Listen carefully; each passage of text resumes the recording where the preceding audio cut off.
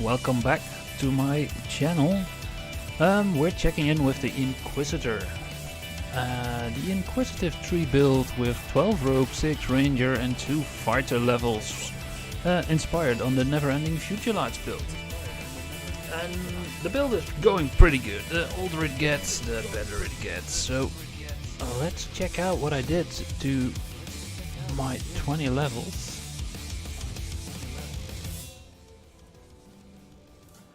There we go. Let's get the screens all in a row. There we go.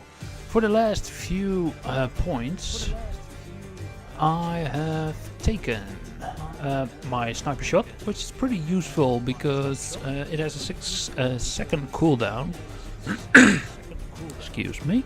A 6-second cooldown with an activation of the sneak attack bonus. So if you are running around solo or often pulling aggro of the mobs, which will happen quick enough with an inquisitive build, it's useful to get your sneak attacks in. Furthermore, I took back my known the angles. I only put 2 points in because a minute is enough, because I'll have to hit my attack boosts often enough, and that's just in my rotation, so that isn't really a problem. Then I took the free sharpshooter stones from the mechanic tree for sneak attack die, and of course a full tree of inquisitive. Now, what did we get at the last 2 stones? This is pretty nice actually. So at level 18 you get 10 range power, which is always welcome. +3 to all saving throws, which is okay. Then 4 to your max dex bonus and for your equipped armor, which is welcome, I guess.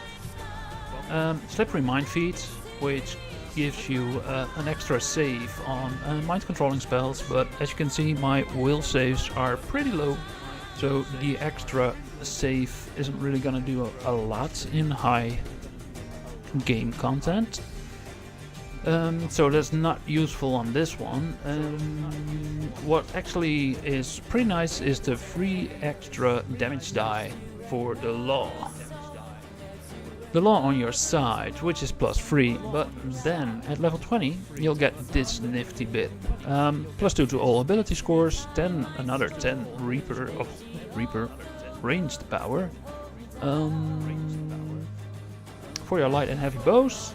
Then on Vorpal you got knockdowns on your targets, which is pretty awesome. On the natural 20, then you get another 4 damage die to your law on your side. So that's in the last 2 levels you get 7 die on your law damage, which is pretty awesome. The numbers go up to above the 100 per arrow. Now, of course, we got the no holds barred, and I went into the legendary dreadnought. I respect a bit, so I took some constitution instead of the strength, +3 extra action boosts, which I also got from the Kenzie tree. That's just a tier 1, so that's 6 extra boosts. That gets me up to 12 at the moment, which is pretty cool. It should get higher once we get some extra gear. I had to put a point in here just to get to the next tier. Then I got the haste boosts, which is also nice, but you're never gonna use it because the no holds barred is what you're gonna use. Then the crit damage, and then we could get to the advancing blows, which you wanna have, and the blitz with the physical resistance and not the dodge version. And some extra devastating critical on your Vorpal rolls. Now, the interesting bit that you might know, or not, is that with the Purifying Quiver, it's been said that make your arrows bludgeoning damage works with Pulverizer from this tree. So this is something I'm gonna test and make a little video about to see if it's really working. That should mean you get another insight bonus to the threat range of your criticals, which would be awesome, and a welcome extra little bit of damage.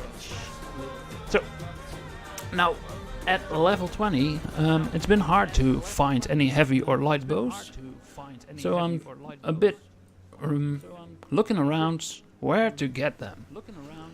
In the loot trees, if we go to DDO wiki, let me get that screen up, there we go. We have the heavy crossbows, which aren't a lot of. There's a level 6 Swift Demise, which is in equivalent stand with a good crit profile. Then we have the Elemental Evil weapons, the Storm, which is from the Sawabi's Revenge, and then we are already into the epics. So if you didn't get the light crossbow from the anniversary party, the Diplomancer, you're pretty much screwed, because there aren't a lot of good bows, which means you're gonna craft one, or you're gonna use a generic one. Or of course, as I did, from level 10, you'll take your Ravenlove bow to the end, to 20. But there are some other options. Now, we've got the Evening Star Challenges pack, which is an Evening Star. If you have the pack, you can run these. I will show you in a minute where you can find them. Once you do these challenges, which aren't too hard to do, and a lot of fun for a change in pace, you'll get rewards in the form of materials. So the free zones of the challenges will give you different materials, and down here you'll see what you can get for those materials. You can get level 16 weapons, level 20 weapons, and level 24 weapons. They also drop inside the challenges sometimes, and you can turn those weapons in at the challenges traders for some extra materials if you need them. Now the materials are in Evening Star,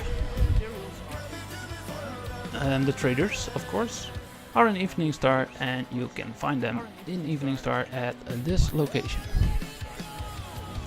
That's just around the corner of the central square, right? You got the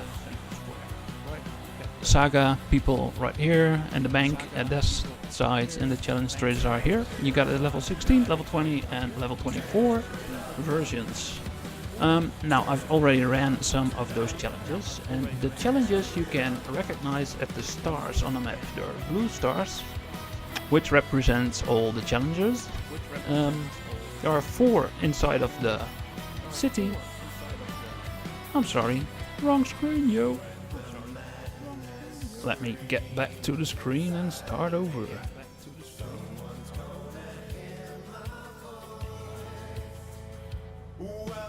There we go. Hello. Well, this talks a lot easier, doesn't it? So, what I was talking about is the challengers. The challenges are beneath these, at these blue stars, right here in Evening Star. There are 4 in Evening Star and 2 in the Evening Star Cave, that's in the south of the map. You'll find the same blue stars there, and you will get the rewards in the form of materials. Those materials are, in this case, that we need, are the Tri-Crown Crowns, Silver Falcons, and Enchanted Mosses. That's not right, I believe. Let's see. I need toadstools. So, the traders are right here. I'm here on the map, as you can see, next to the bank. Let's get to my bank and see if I can get some fake toadstools. Hopefully they are in my crafting storage. Otherwise I'll have to jump to an alt. Nope, they're right here. The materials automatically disappear into your collectibles bag. So let's see if we can find it. There are the toadstools.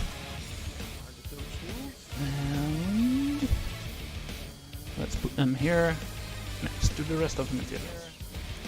Right, for the weapons, the level 20 version weapons need 50.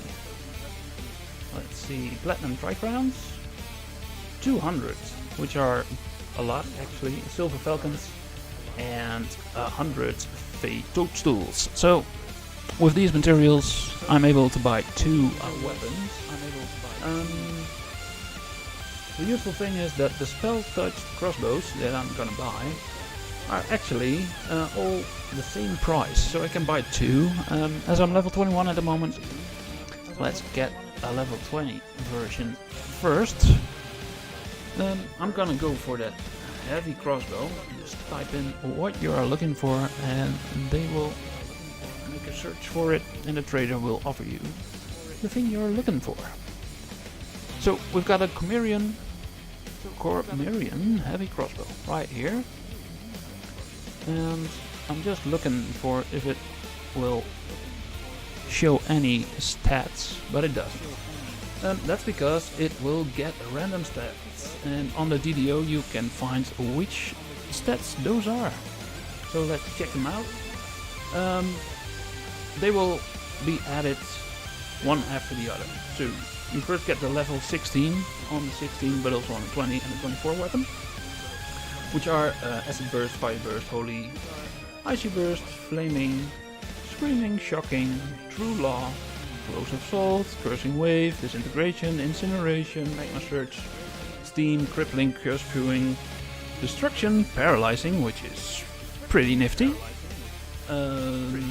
Judgmental, Slow Burst, and so on and so on.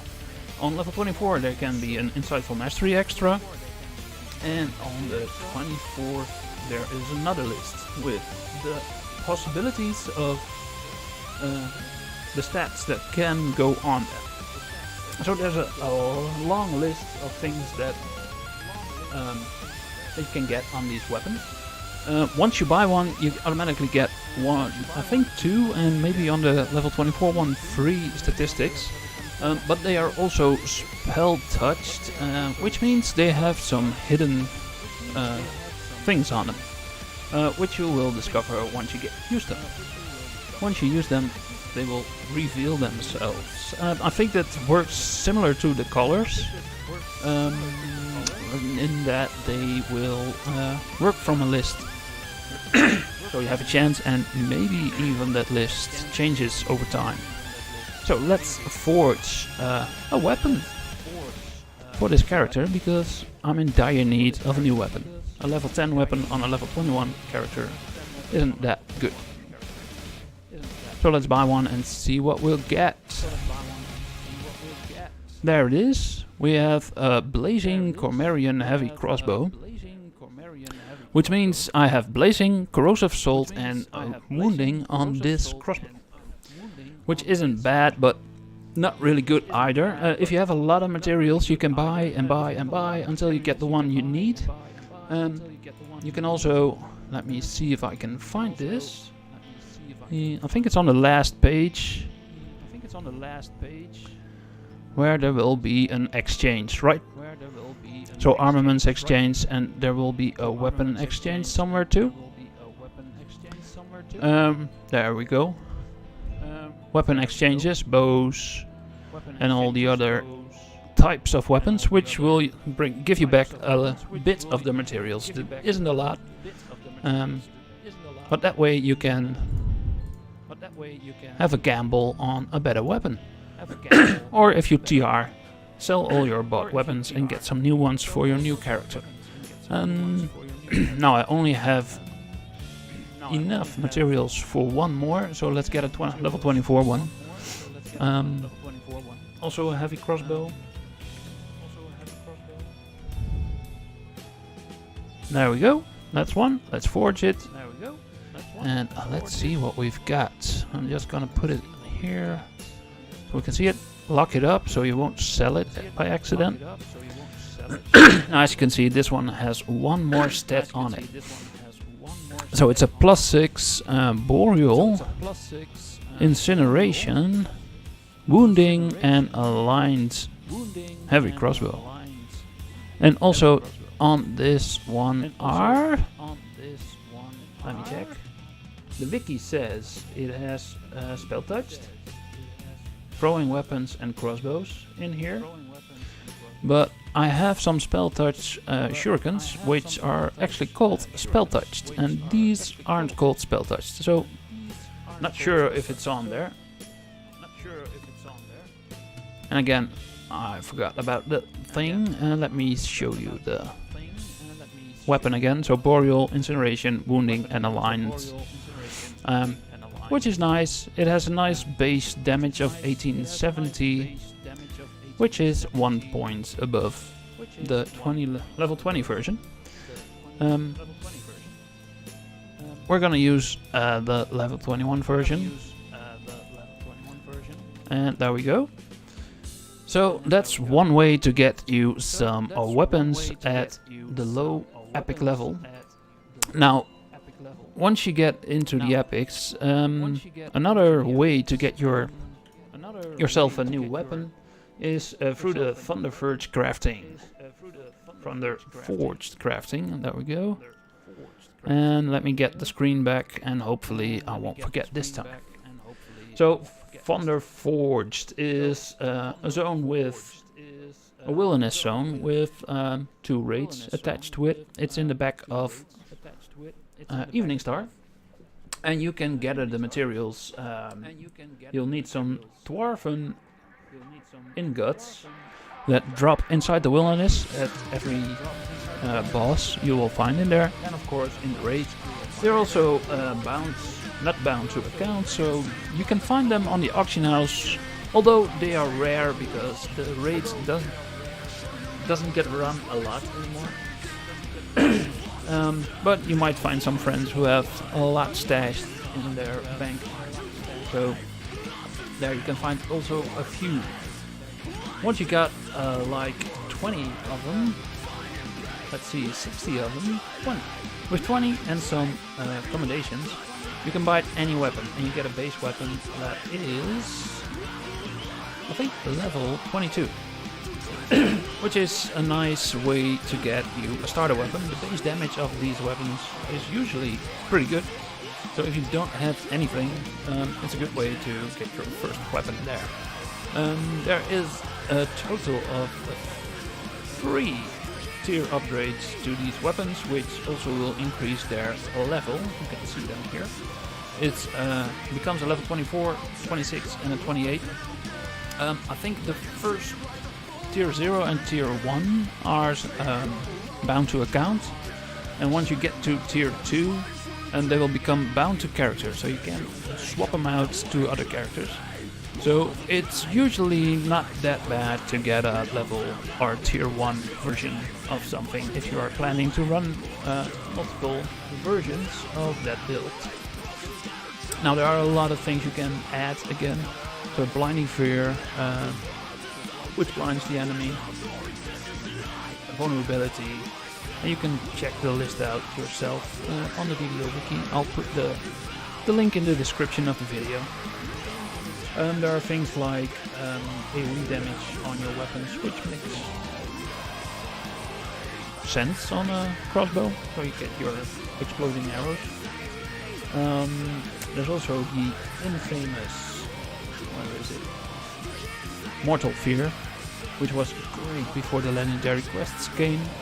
It has a 5% chance to cut mobs, trash mobs, not bosses, health in half. So if you've got a lot of attacks, it has a high probability to proc, and you'll cut right through any trash you'll encounter. But it has an expensive ticket because it's the tier 3 and it will become bound to your character. Well, that's the Thunderforge you can use to get yourself some heavy or light crossbows or any other weapon you might need. Now let me get back to my character. There we go. Hi, I'm back. The Thunderforge is in this northeast of Evening Star. You'll see the green star right there, which says Thunder Peaks, and that's the way to the wilderness area. And you'll probably have seen LFM up for Thunder Forge Slayers, which is a pretty good way to get your XP once you are in the epic levels and if you are on your first life. So that are some ways to get some crossbows for your Inquisitive build. Well, that's it for now. Sorry for the hectic video. I'm still getting used to this, and swapping screens is something I haven't done a lot. So thanks for watching. See you in the next stream, and if you have any comments or suggestions on what you want to know, please don't hesitate to hit me up. You can check me out on my YouTube, or talk to me in-game. I'm on the Galanda server, or if there is any way in Twitch to communicate, do it there. Thanks for watching, see you in the next one.